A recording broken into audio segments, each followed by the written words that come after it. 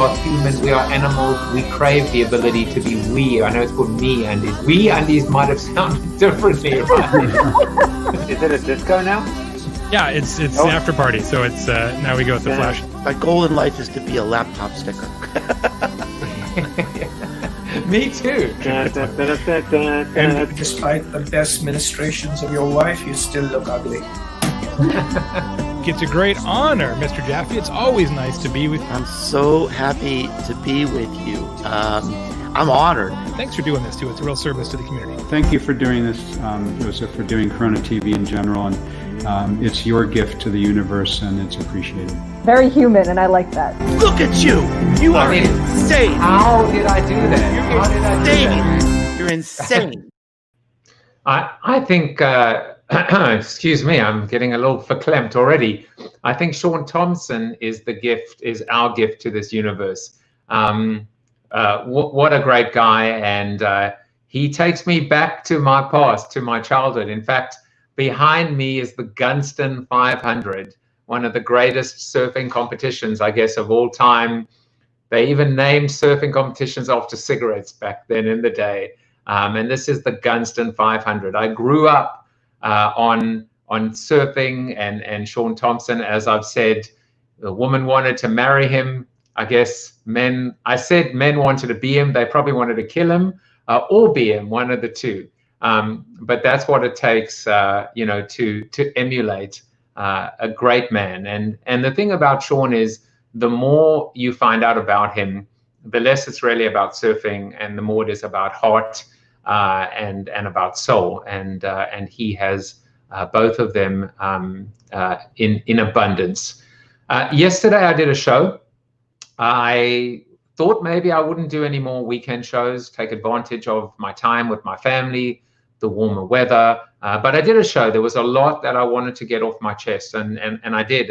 And one thing I did do yesterday was, for 8 minutes and 46 seconds, I did nothing. I said nothing. I just stared at the screen, kind of like I'm staring at you right now, to feel what 8 minutes and 46 seconds felt like, and to experience it in a different way, in a different medium.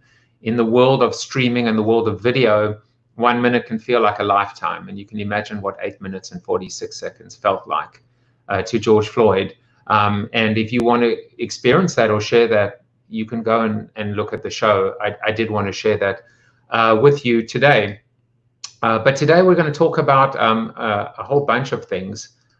First of all, when we think about the ability to look at my, as I call it, my beautiful brand tapestry, what we see is a new name. I'm so happy to tell you that there's a new name. You can see there's a tiny little slot at the bottom for Shaun today, but I'm continuing to build this tapestry, and it really just makes me feel good to see so many faces and so many smiles.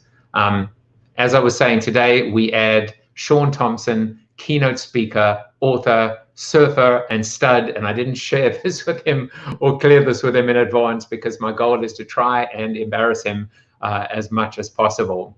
And you will see what he looked like back in the day. But you don't even need to. You just need to see what he looks like now. This week, after Shaun today, I have Showholtz and Neville Hobson. I used to work with them at Crayon. These guys, they're the OGs of PR and communication. And we're going to talk. We're going to talk about a lot of things. See what's going on in their lives. Rob Cantrell, comedian, finalist in Last Comic Standing. Maybe he'll even do a set for us. I don't know. Richard Owen talking about CX, and then Laura Gassner-Otting. Laura was on GMA today, on Good Morning America today. Congratulations, and I can't wait to have her on as well. So as always, if you like this, if it means a lot to you, like it now, literally comment, share, subscribe on coronatv.show. I can see, and I've said this, and I will say it every day, it's working. It's working. Thank you, thank you, thank you. The two most powerful words in the English language are thank you, or in my household, it's I'm sorry. But for the most part, for most of you, it's thank you. And I do not take any of you for granted. Every second, minute that you spend with me, and share this is just, I cannot express my gratitude to you. So fat blogging, didn't talk about it yesterday. I lost a 0.1. For those of you new to the show, every week I share my weight with you very publicly. I call it weight loss by community. When I started quarantining, self-quarantining, I was 200.7 pounds. I'm now 193.8. I'm kicking it up a gear right now. My son's bar mitzvah is in about 3 weeks. So no Corona cocktails for a while. I'm going to limit my alcohol consumption. I'm going to increase my exercise. I'm going to limit my carbs and my starches. And I will not fail you. I will not fail myself. I will not fail him. I will not fail Weight Loss by Community. Today is National Name Your Poison Day. And I'm not going to get into this in too much detail because I want to discuss it tomorrow. But, we are faced with this really interesting crossroads at the moment. We're seeing all of these incredible marches, not just in the country, but around the world.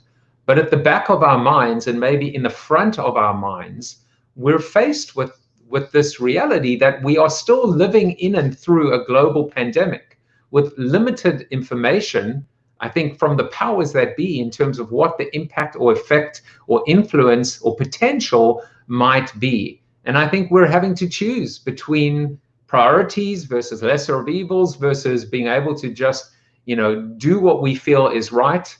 And hopefully history will be on our side and things will work out the way they were meant to. And I just thought it was kind of ironic or appropriate or coincidental or maybe not coincidental that today is Name Your Poison Day, National Name Your Poison Day. Well, we got a bunch of birthdays.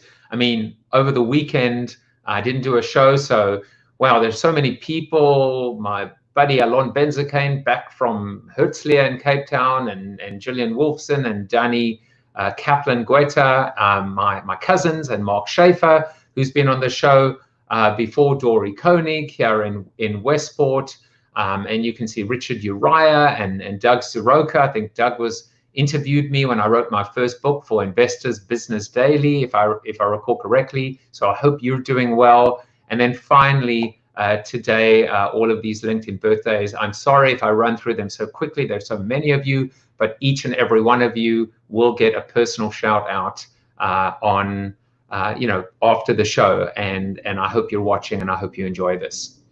Well, today's seated soliloquy is all about the possible versus impossible, I should say. And it's something, well, I just realized you've been looking at full screen the whole time and not at me. I need you to look at me. It's my insecurity. It's my paranoia. I'm just kidding. But today is all about trying. And it's inspired, of course, by my guest, by Shaun Tomson. And, it's also about being honest about, I think, what we achieve and what we can't achieve. 3 letters that make the world of difference between determination, grit, resolve, commitment, and the easy way out. 3 letters, TRY, try. Well, in preparing for today's interview with Shaun, I attempted to create my own code, starting each time with the words, I will. I found myself inserting the word try each time. For example, I will try and eliminate all negative emotions from my life and my interactions with people. I will try and make the most of each and every day because life is short. In the end, I said, to hell with it. Trying is important.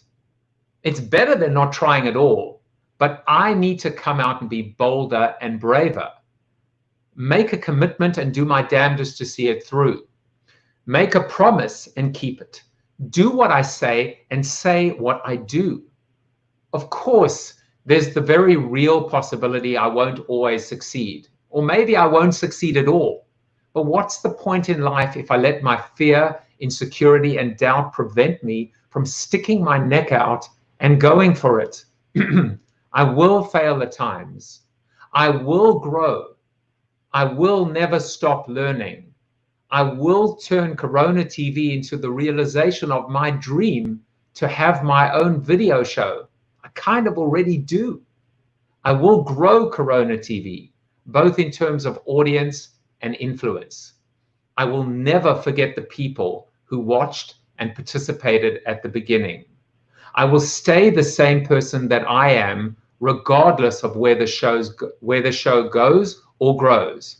I will stay true to my mantra of helping people. And if helping is the new selling, then even better. I will be honest and transparent at all times. I will not take this opportunity lightly or for granted. I will persevere. I will succeed for myself, my family, my community. I will. I will. I will. Surfer Shaun Tomson is one of South Africa's finest sporting heroes. Famous for his style of riding the tube section of the wave, Tomson won the International Professional Surfers World Championship in 1977. Considered one of the 10 greatest surfers of all time, he now inspires others to follow his paddle.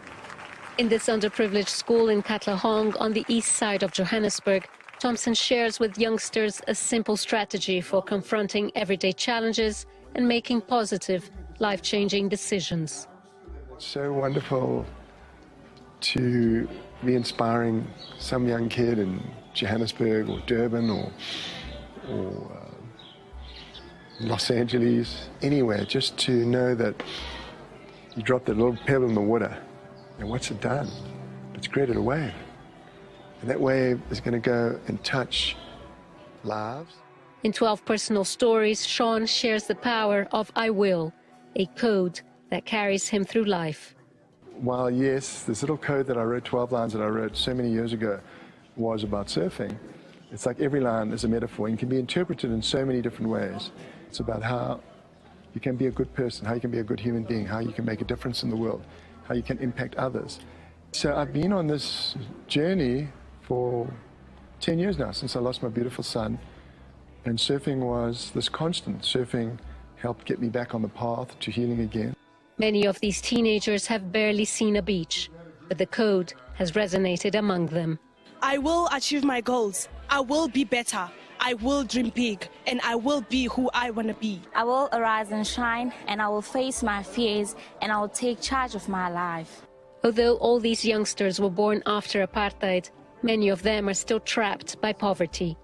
But the code is giving them courage to change their lives. In this country are deprived right of opportunities, and I will break that cycle of being deprived of opportunities, and I will create opportunity for myself. This book will give me the courage that I don't have.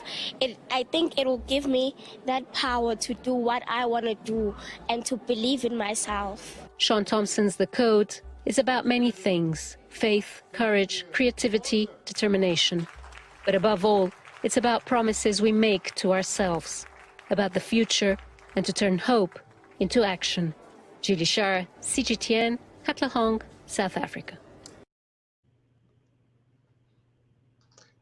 Shaun Tomson has shared his academically tested code leadership method around the world, from high-powered boardrooms in the US and Europe to rural schools in South Africa.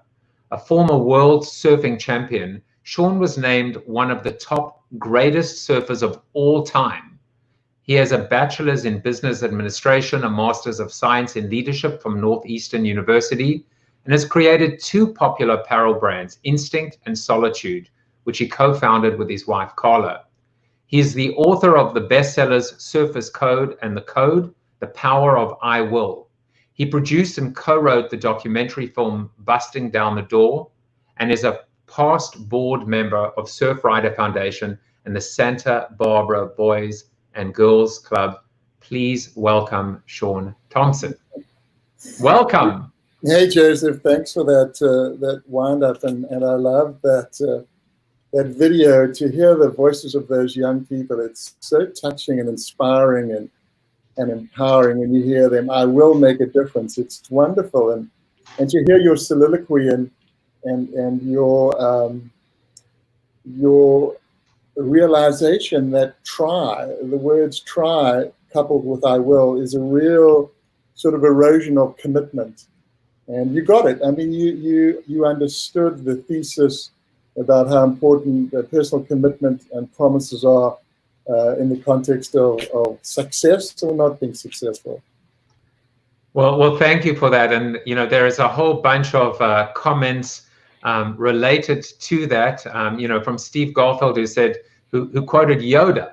I would have to do it as try not, do or do not. I don't know. There is no try. I don't even know who that was. Michelle Stearns said, remember hanging out. She remembers hanging out with you 1,000,000 years ago at the Bay of Plenty in Durban. Oh, amazing. I'm not sure you're 1,000,000 years old. Sometimes I feel like it. Nicola Rosendorf is here. Kelly Fabian said gratitude is an attitude. Mark Mayer said he was the man back in the day, total legend. Aussies and Hawaiians were killing it back then. So a lot of people are celebrating you today. And of course, I would be completely remiss if I didn't show this photo. I told you I was going to try and embarrass you as much as I could. So I don't know. Is that Shaun Penn or is it? I'm not sure. I was 19 then. I just finished first year Mattel University, and I'd won the Gunston 500. I'd won the fortune. I'd won $500 and enabled me to travel for an entire year. And that was when I arrived in Hawaii. Wait, that's why they called it the Gunston 500, because all you got was $500. Exactly. So it's funny when you know of a celebrity or a personality, and you build them up or you idolize them. I was a kid and I saw this young surfer, and then in doing a little bit of prep and research, the more that I found out about you, the more I didn't just like about you, I loved about you. You're so softly spoken, and there's such a kindness to you in terms of your outlook and your approach, and then you go a little deeper and realize that there's been so much adversity and tragedy in your life, and yet it is, you've bounced back, not only bounced back, but it's almost informed and become part of who you are. And I wonder if you wouldn't mind taking us back to the beginning, because surfing was a legacy. Surfing was something passed down from your father, and maybe talk a little bit about that connection and experience. Very much so. My father was a champion swimmer. He was the South African swimming champion when he was 13 years old, junior division. And his dream was to compete in the Olympics. He was very badly attacked by a shark. After he came back, he volunteered to fly in the South African Air Force in the Second World War, and came back to resume his swimming career. And the London Olympics were coming up in '48, and then he was very badly attacked at a place called South Beach, a popular beach in Durban, and it shredded his right arm, nearly killed him, but he managed to survive the attack. And then eventually ended up in San Francisco for surgery, because they were hoping that he was going to be able to regain use of his right arm, and then recuperated in Hawaii, where he met these famous Hawaiians called the Kahanamoku family, some of the most famous surfers at the time in the world, and then came back to South Africa, and he was never able to compete again, but then met my mother, who was also a very positive, optimistic person. My mom also endured terrible suffering during the Second World War. She was on the island of Malta, which was the most heavily bombed place in the history of the world. For 4 years, they lived in underground shelters, endured 2 direct hits, 3,400 air raids, and was eventually evacuated down to South Africa. Every inhabitant on the island of Malta was given the George Cross by Winston Churchill because of their fortitude and resilience. Wow. in staying the course. So really, I mean, they were really punished. But she was also a very optimistic, a woman with a powerful spirit. She's just turned 90. My mom is still alive, and both of them, my mom and father, ended every conversation the same way with these two words, "God bless." So they were very, even though my father wasn't such a religious guy, he would seldom go to shul or synagogue. He was a man of faith, as my mom was a man of faith. So my dad taught me to swim and surf 100 yards away from where he'd been attacked. And I often think, I was down at the beach with my son yesterday and his buddy, and they were out swimming in the water. They're about 25 meters out.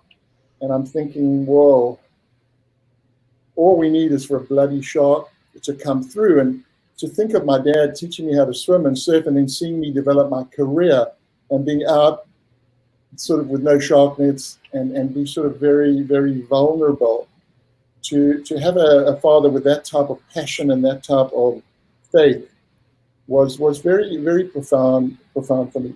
So I had two parents that really supported me in my career, in my academic pursuits as well. They all wanted me to become a professional person, like most of the Jews in South Africa at the time. You're destined to go to university, become a lawyer, doctor, whatever. I was going down the law path, and then I discovered surfing, and continued with my university career. But surfing was my passion. Loved surfing. Ultimately, became a world champion. Competed all over the world. Competed on the pro tour for 16 years. I was the youngest guy to win. I was the oldest guy to win. I had won the most contests. All my records have been broken by a fabulous surfer called Kelly Slater.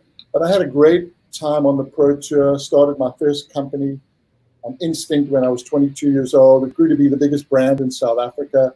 We sold in 13 countries internationally. It was like a number 3 brand in the world in the surfing market. I sponsored other surfers. I was sponsoring other surfers who ultimately became world champions. Australian guy won 2 world titles while we were sponsored. The one year we were vying for the world title the whole year, and he put me at the post. He was first, I was second. So it was wonderful to put back and help other individuals realize their dreams.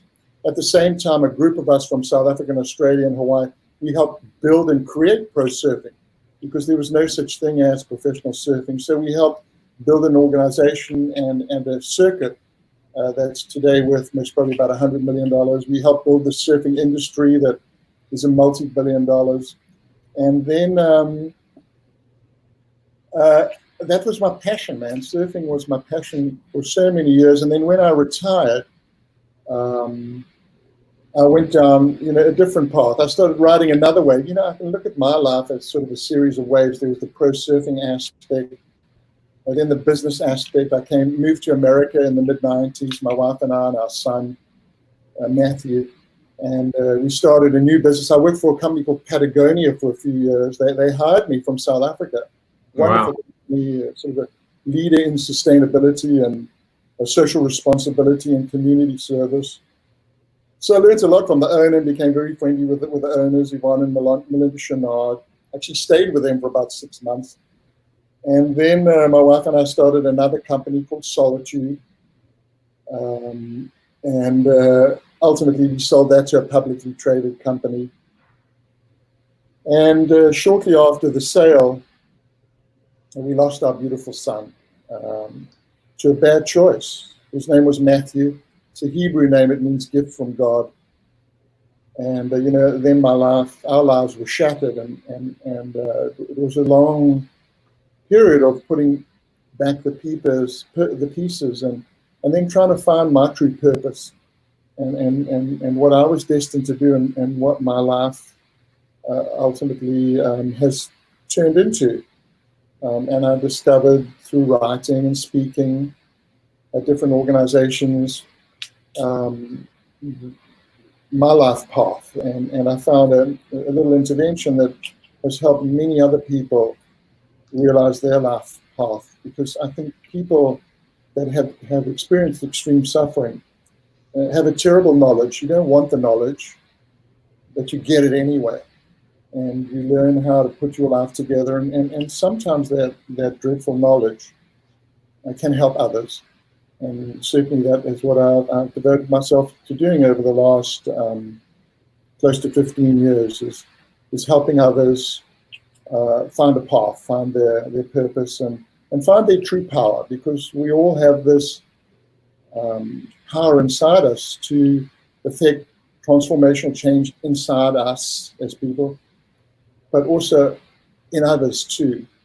In a soft way, you know, I never give a prescription. I just give two things.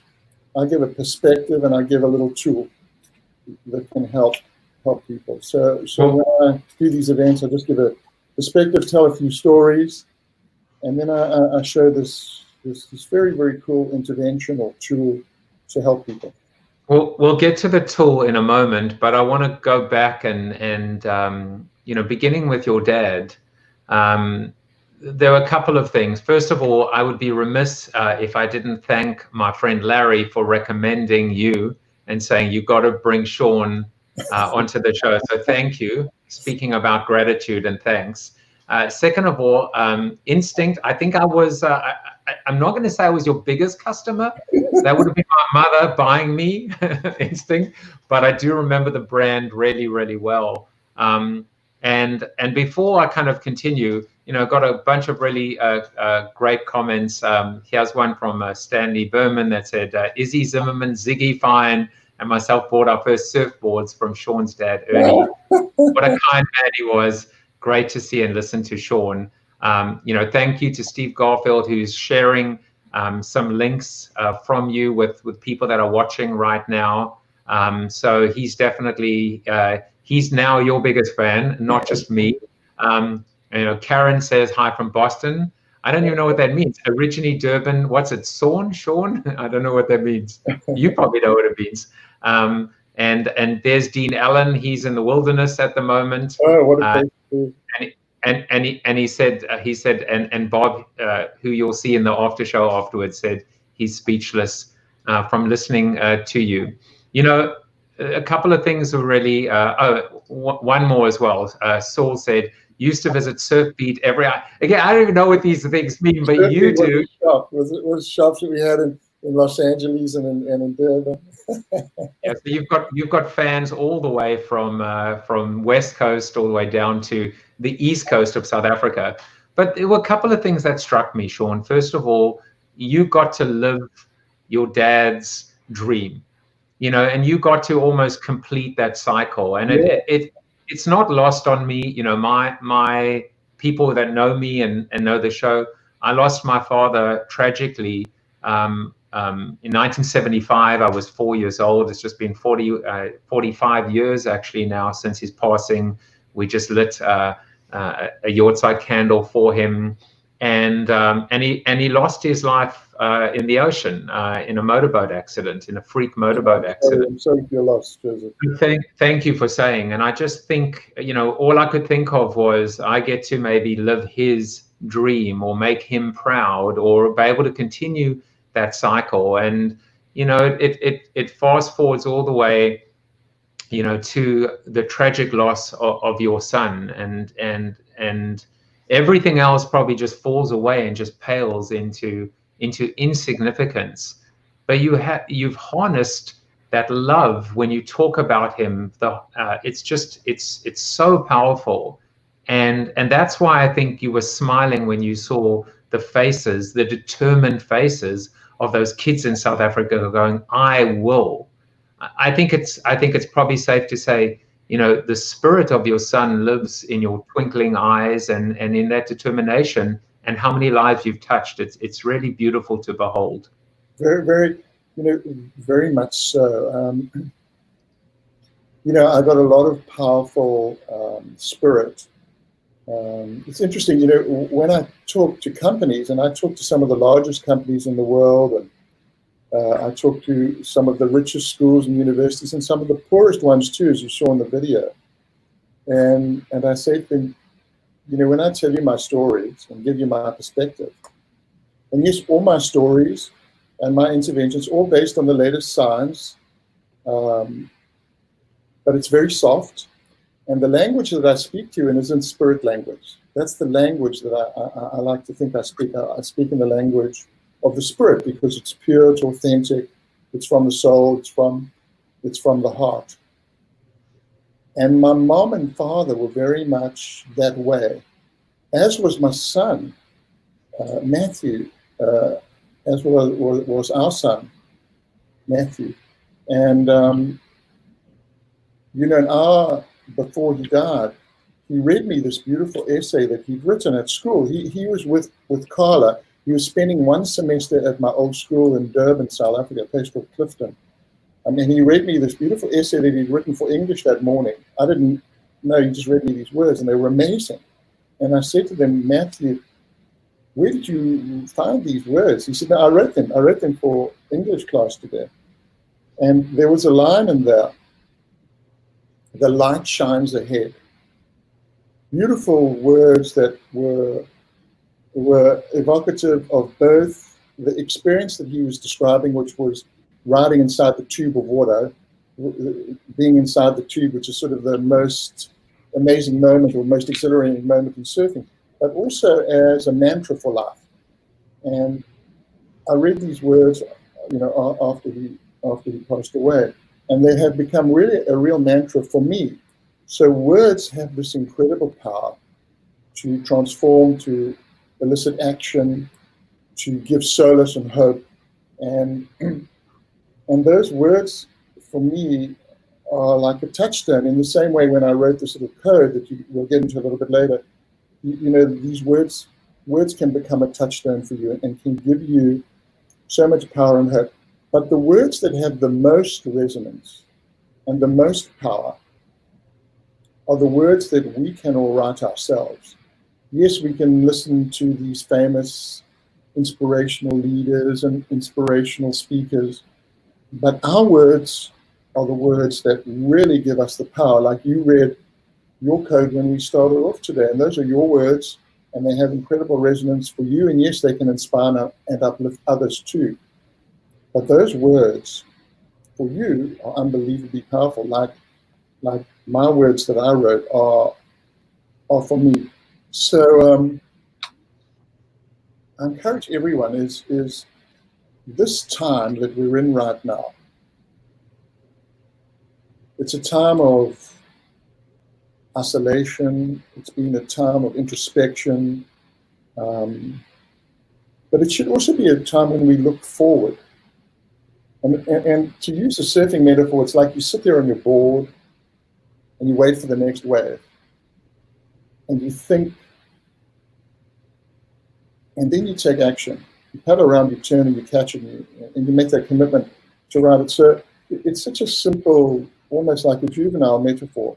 But this is a good time to sit and actually perhaps chart a new way forward, and perhaps be a better dad or a better mom, or perhaps be a better teammate, or just perhaps be better at something, at anything.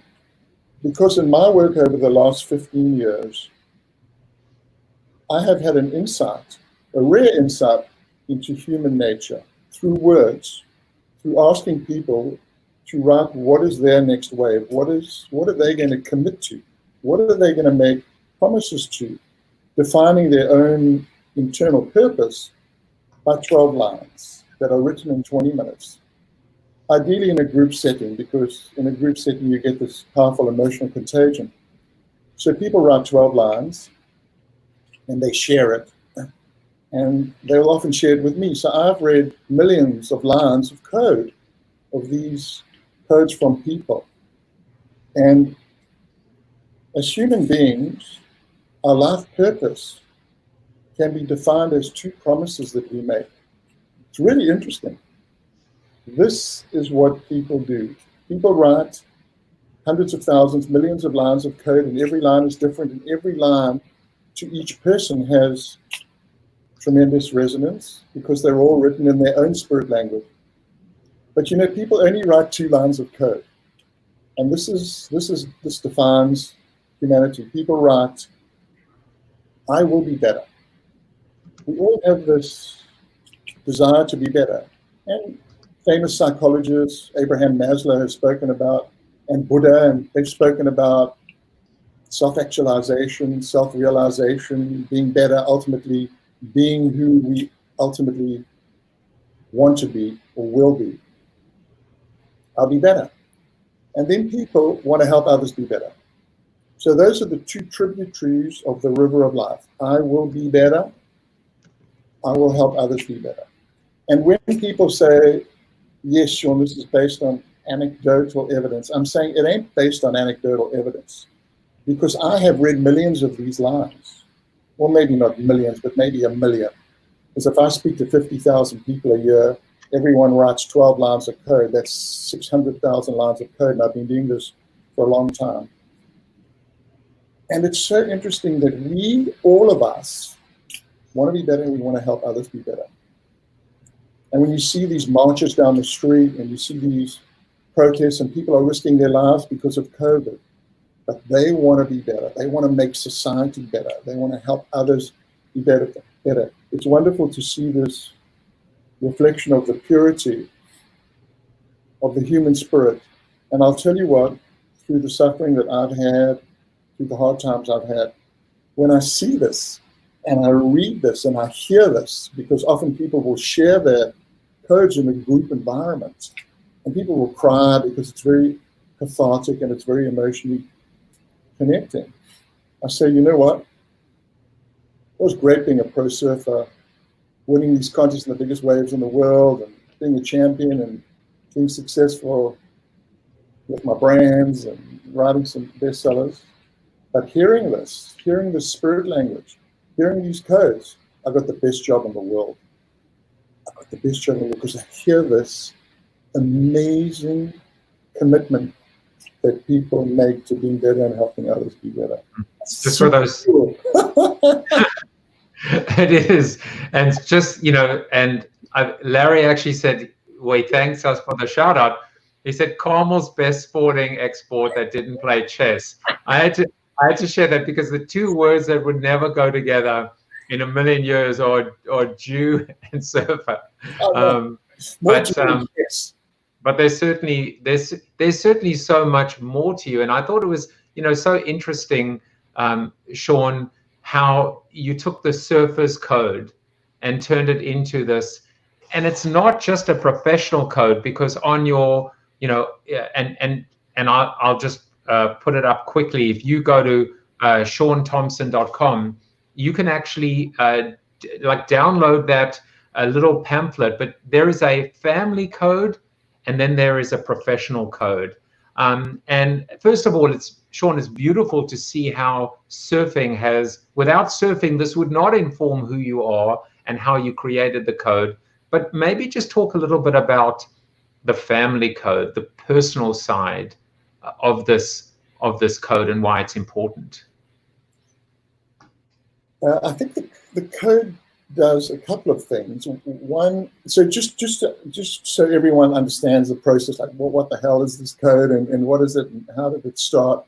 A number of years ago, a friend of mine, we had our company Solitude that my wife and I started. We were located right across the road from a very famous surfing break called Rincon. And Rincon was facing an environmental challenge.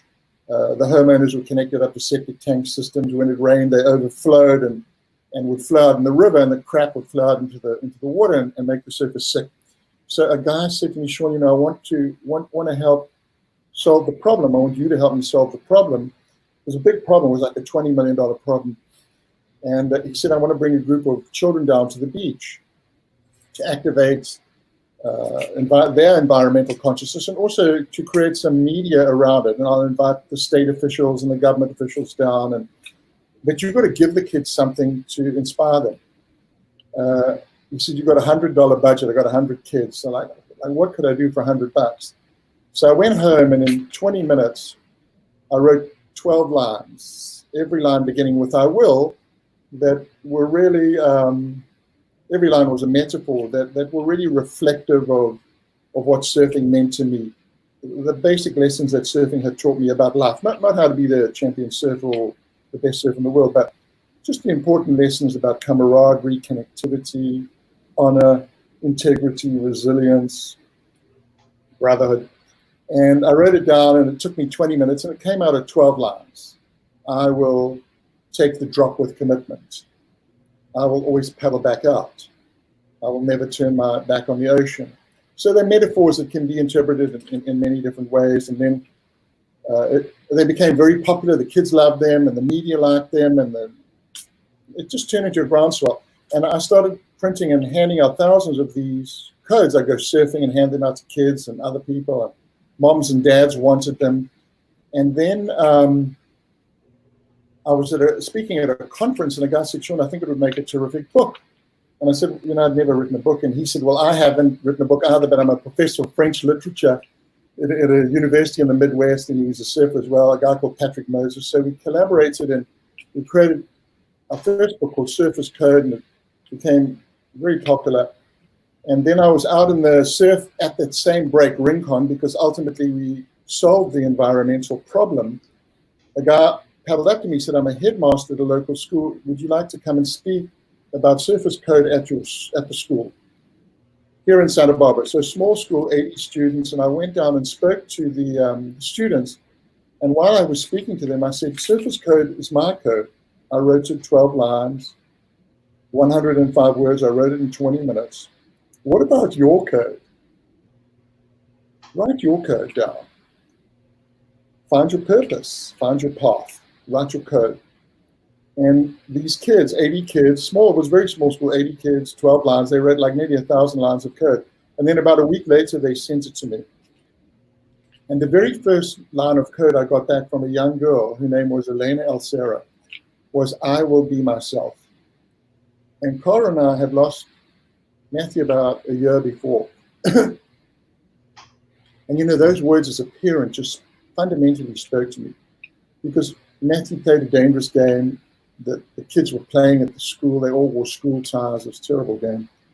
And, we don't really know, was it peer pressure or we don't really know. But this young girl was saying, I'll be myself. I'm not going to be pushed around. I'm not going to be a victim of peer pressure. I will go on my own path. They were words of tremendous power. And then other beautiful words the kids wrote. I will not compromise on my morals to fit in with others. Just beautiful words.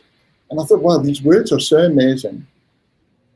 So immediately I phoned up Patrick. I said, hey, Patrick, we've got to write another book. And the book's going to be 12 chapters, and every single chapter title will be from a child, from one of these lines that a child has written. And the book came out, and the book became popular. It was #1 on Amazon, which was pretty cool. Wow. That was nice in the teen section. And then I started to do this process more and more and get people to write their codes. And then in a business context, you'd have a team like a C-suite or an ops team or a sales team or a merch team, 40 or 50 people, or a YPO group or a CEO group, any grouping of people. And I get everyone to write their codes together, 20 minutes. And then everyone would stand up one at a time, and they would read their code to one another as a way to become accountable for their commitments and to really show who they were and who they were going to be to their constituency, to their peers. And I could just see the amazing connectivity with this process and the amazing impact it could have on an organization and on a group. It was like mind-blowing, Joseph. It was incredible. It's cathartic, and so cathartic. Sometimes you have to articulate, you have to spit out the words. Totally. Otherwise they stay buried inside you. Exactly, because we all have these incredible thoughts about what we're going to do, and the world is spinning around between our two ears. But until you verbalize, until you are introspective, you write it, and then you verbalize it, it ain't going to happen, man. So, universities study the process. Claremont Graduate University, a big positive psychology university here, said it's the most transformational development process they've ever seen. They've got all the academic dudes studying it and all the stuff. And I'm going, wow, this is so cool. Okay, so now I was in Australia last year, and they invited me there for some speaking engagements for a group called YPO. So YPO is called Young Presidents Organization, wonderful group of leaders around the world. And they said, Shaun, we would like to do this for our families. I'd never done it for families. I'd done it for business, okay? Yes, it started out with school children, and yes, I would do it at schools, but I had never done it for families before. So now we'd have these events, and we'd have moms and dads and sons and daughters. They'd all write their codes together, and they'd all stand up, and it was mind-blowing. It was mind-blowing the connectivity that moms and dads had with their children and the connectivity that children had with the moms and dads. And I could see that there was something special here. So now I encourage families to do this process together. Anyone that's listening, I like to say my code, it's open source code. It's open source code. Use it, share it, send it out to as many people as you can. You can go to my website, just download it. It's right on the front there.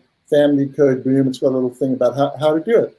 And you all tell each other some stories about your life. And then everyone sits together and you write your code, 12 lines, every line beginning with I will in 20 minutes. And everyone stands up. And like you said, it's incredibly cathartic. I mean, I've had CEOs with 50,000 employees. I mean, power guys. And they were the C-suite, and they read their code and they cry. Well, I've done it with big construction companies and dudes with muscles on their muscles. I mean, gnarly guys that like can push over a bloody Caterpillar truck, cry when they make these statements because it creates this emotional vulnerability. Yes, it's very cathartic, but it's like inside us, we have this poetry. People write poetry, Joseph.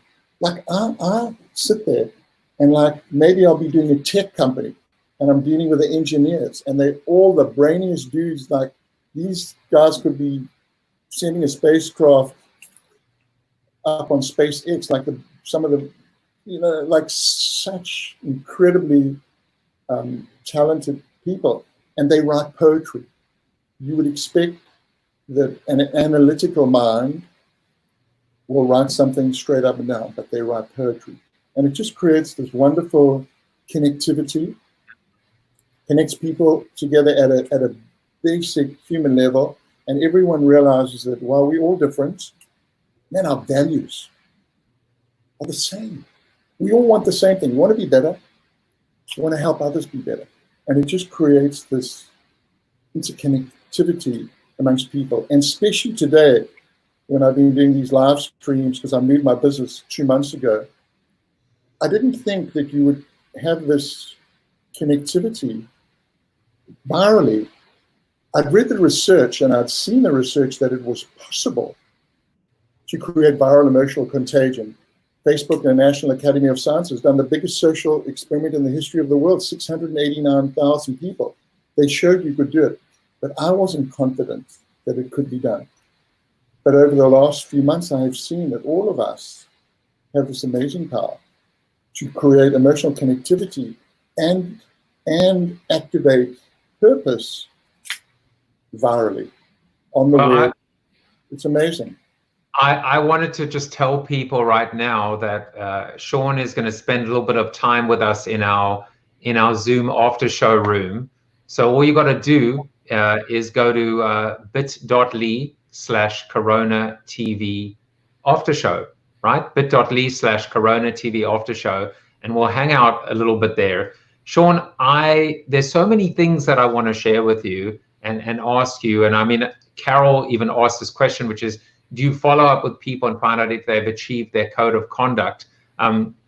Well, do you want to answer that very, very quickly? And no, I don't think it's a code of conduct, and I don't follow up with people at all. Once you've written the code, it's your code.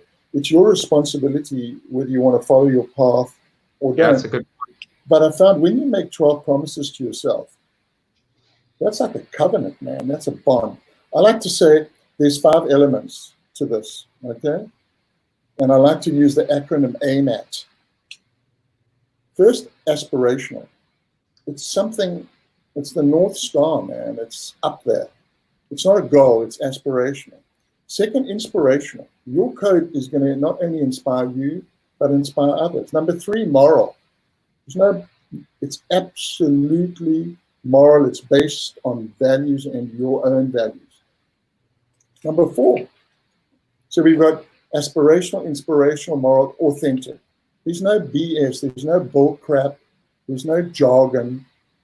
It's absolutely authentic. It comes from your heart. This is not Simon Sinek, Anthony Robbins. It ain't that, man. It's your heart. This is absolutely authentic. And last of all, it's timeless. I wrote my code 20 years ago. I still look at it when things go sideways. I look at my code and it gives me strength and power. It's not like a SMART goal, specific, measurable, achievable, relevant, time sensitive. It ain't that way. When you write your code, you just write it once and it's forever, and you keep it, refer to it, and when your family writes your code, it's theirs. And you keep it in a drawer, put it on your computer, whatever, or put it on the fridge, and then it has profound results. I get these letters. I lost 50 pounds as a result of the code. My relationship with my son is better. I have found true meaning in my life. Could I lose 50 pounds? It's not because I'm a genius, but the process, this method, the code, power. It's pure power. Like I say to kids, and I get them chanting, I will equals power. I will equals power. I get kids chanting. I did a live stream on Friday for a rehab clinic in Amanzimtoti near Durban in South Africa. 11 people, all struggling to find a renewed path through addiction. And I had them chanting, I will, it was power. I will, it's cool. Well, I have a theory about why this is so powerful. But first of all, I want to say amen to AMAT. You know, I actually thought I misheard you. And was it AMA? And you're like, perfect, you got it. So now I have it.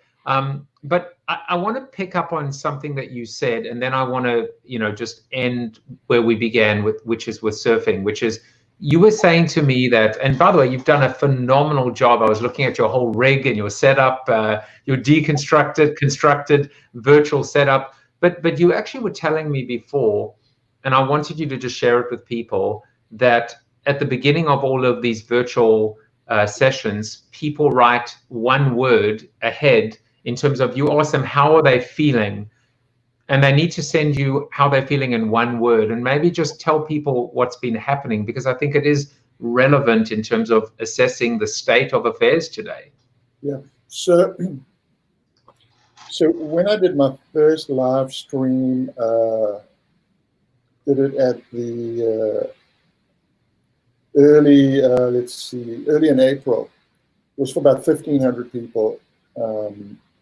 And I asked them, I said, send me one word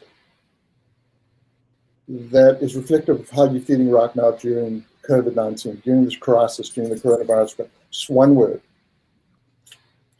And then the one word would come in through, it's a super cool platform. It's called Poll Everywhere. And everyone would lob in their words, and boom, it would come up on the screen, and we'd create a word cloud, like a live word cloud. And 90% of the words were negative words: anxious, stress, despairing, despondent, hopeless. And only 10% of the words were like hopeful, opportunistic, faith. Very, very small number of words.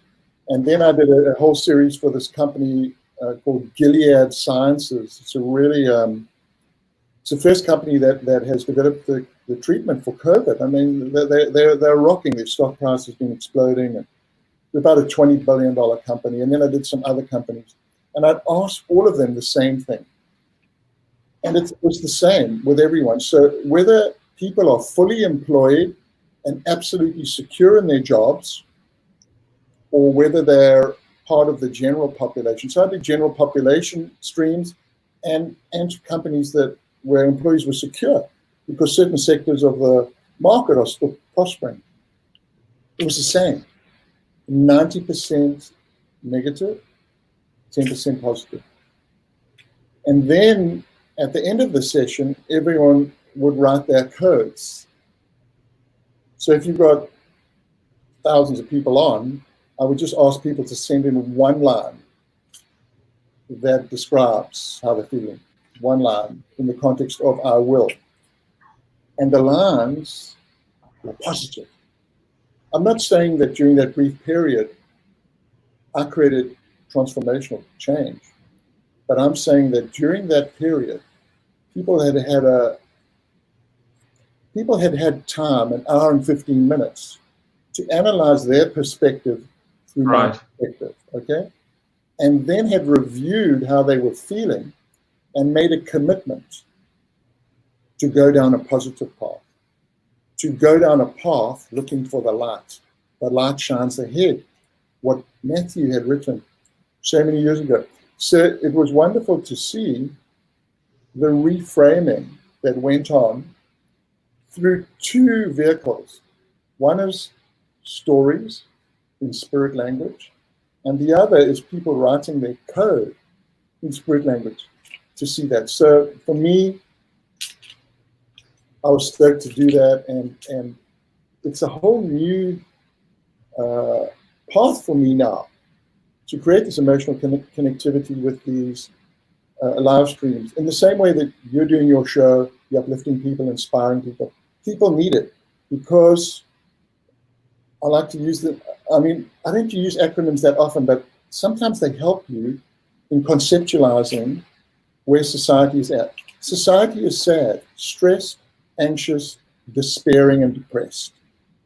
That's where society is. So anything that all of us can do to uplift our families, to uplift our friends, to uplift our team members and associates, we can do it. And all make a difference. Drop a stone, create a ripple, build a wave.